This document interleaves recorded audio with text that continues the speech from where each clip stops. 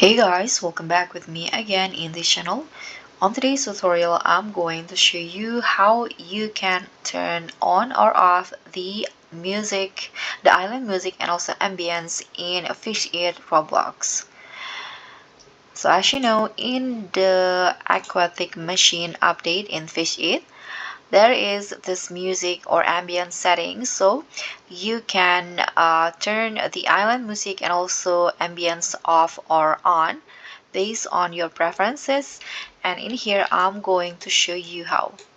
So first, you can just head to the Fish It settings. You can click on the gear icons at the top, and in here under the gameplay section there will be these two options, music and also ambience. So you can just choose which one to turn on or off. If you want to turn it off, you can just toggle it until it turns red like this, and also the ambience. And when you're done you can just close it. It will be saved automatically. So that's all for me. Thank you so much for watching. Don't forget to like, comment, and subscribe. Also, click on the thanks.